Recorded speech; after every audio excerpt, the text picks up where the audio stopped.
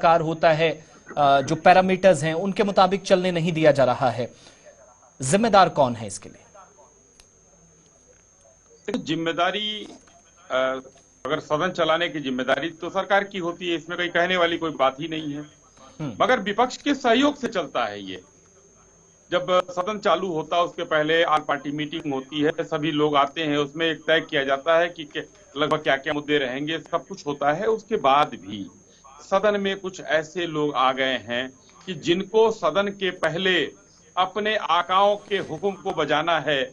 उसमें कभी राफेल लेकर आना है, कभी पेगासस लेकर आना है, कभी हिंडनबर्ग लेकर आना है, कभी अब जो है अडानी लेकर आना है। तो ये एक सोची समझी साजिश है कि जो आकाओं के द्वारा फेंके गए पैसे पर जो लोग उनके यहाँ चाकरी कर रहे हैं, कुछ नेता है हमारे सदन में, वो लोग इस चीज को लेकर सदन नहीं चलने दे रहे हैं और उनके अनुयायी उनकी पार्टी के लोग हैं।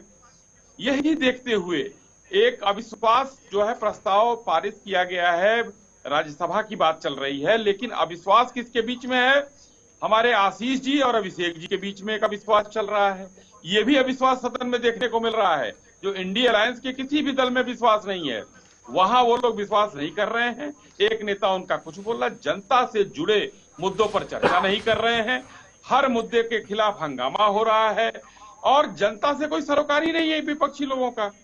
सरकार चाहती है कि एक ऑर्डर में सदन चले, कुछ जरूरी चीजें निपटाई जाएं, जनता से जुड़े मुद्दे जो दूर होते चले जा रहे हैं, जिनको निपटाना ही निपटाना है। अगर हम इनके लोगों के एब्सेंट में निपटाते हैं तो कहते हैं देखिए विपक्ष को बाहर कर दिया और ये बिल पास कर दिया, फिर भी आरोप हमारे ऊपर लगता है।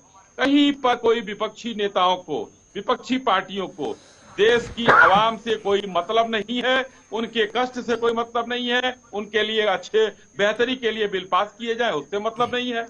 हंगामा करना है, सोरेश चचा का हुक्म बजाना है।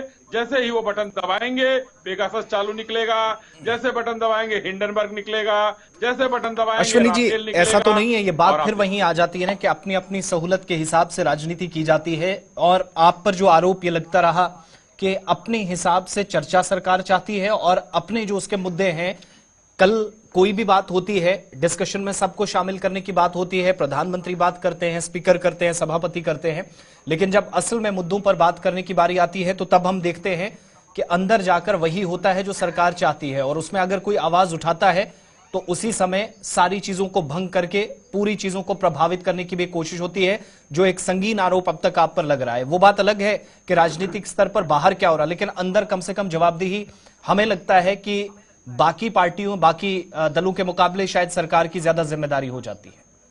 एकदम होती है। आपकी बातों से मैं सहमत हूं। सरकार की जिम्मेदारी होती है और सरकार अपनी जिम्मेदारी को निर्वहन करने में आगे बढ़कर आ रही है।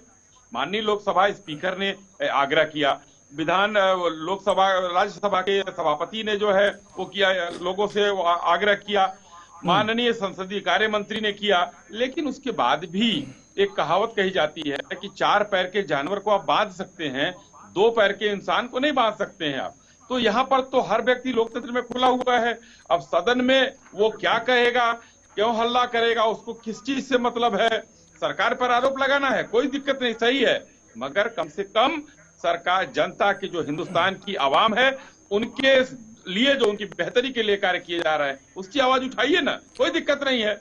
यहाँ तो सुरेश चचा का हुक्म बजाया जा रहा है, मामला यहाँ पर आकर फंस रहा है, जनता से कोई मतलब